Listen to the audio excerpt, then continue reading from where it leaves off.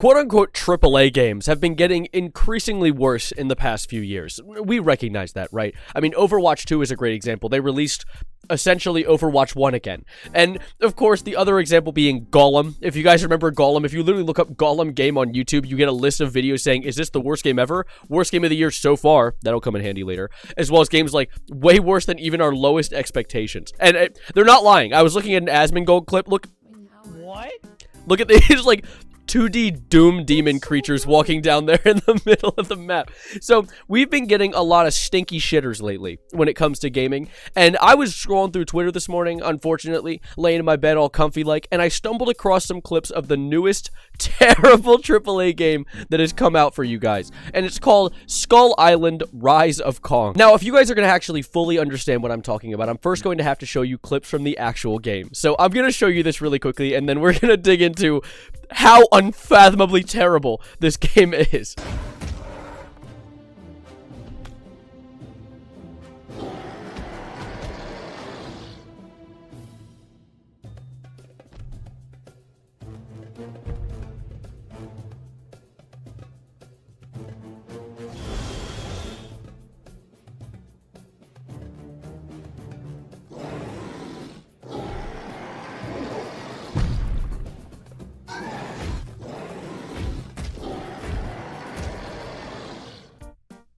What? Now, I don't even know where to begin with just that 32-second clip alone. And this is a full game. This is a $40 game. It was released on Steam for $40, but if you go to the actual Steam page now, it's listed as already being 20% off. And it released yesterday, or I guess 2 days ago as of me actually releasing this video. But this game is so bad. And this isn't a trailer. This is just a 32-second clip from the game. But, like, look, there is a light box here that has no reason to exist. Also, the vast openness of this field they just shouldn't have shown because it just shows how terrible the game is.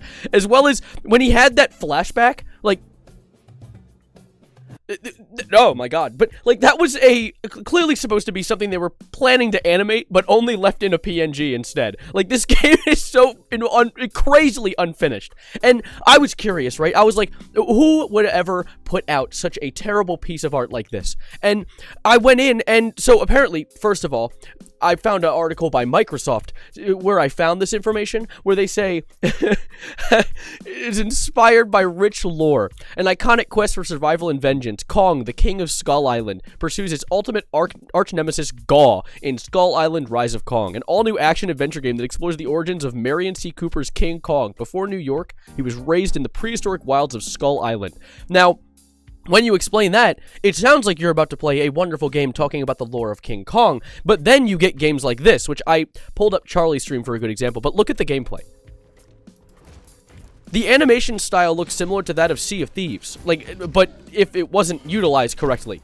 It's so incredibly bad. And as you can tell by the chat yelling crab again, it seems like they reuse a lot of assets, which is increasingly common in smaller games, but when you see a game for $40, you'd expect them to put a little more effort in.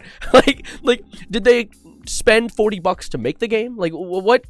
Why is that the price tag on that game? It does not make any sense to me. And one thing I think is absolutely adorable is how, like, in love with this game the devs are. Like, they don't understand or see a single flaw in this game. When I was reading through the description for it, we had this guy right here, Joe DeVito, which is absolutely detrimental to our boy Danny, say, the aspects I love most about creating my prequel/sequel to King Kong were twofold. The first was answering lifelong questions behind the story of Kong and Skull Island, such as who or what was Kong? How did he come to exist on the island? For that matter, what was the history of Skull Island itself? And why did the dinosaurs never die out?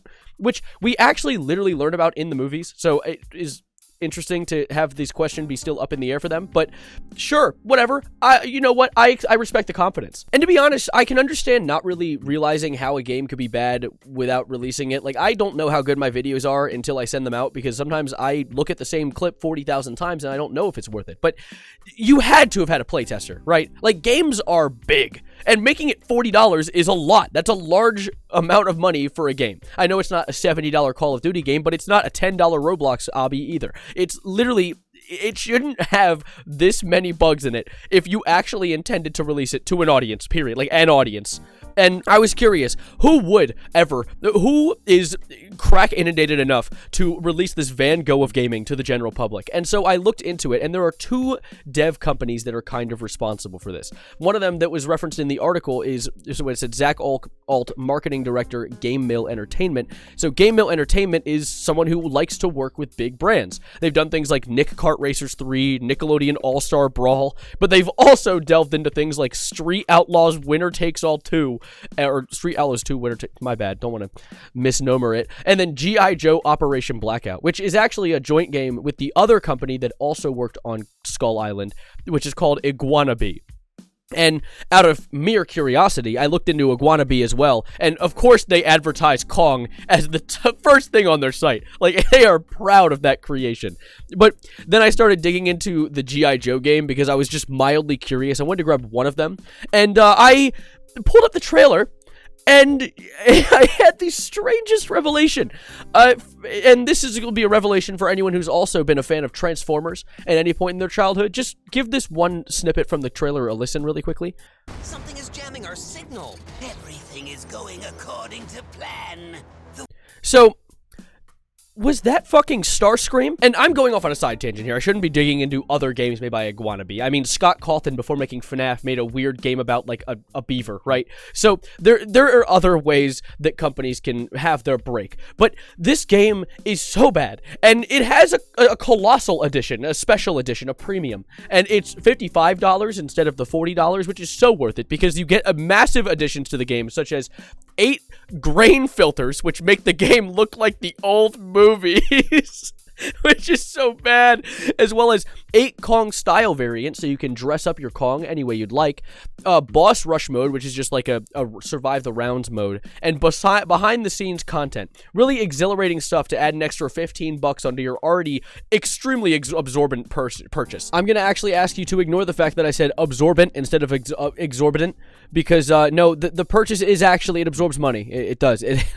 God, I'm stupid. Like, what were they even thinking? But that's really about it for now. I'm honestly surprised I was able to talk this long about a game this bad, but we've done it.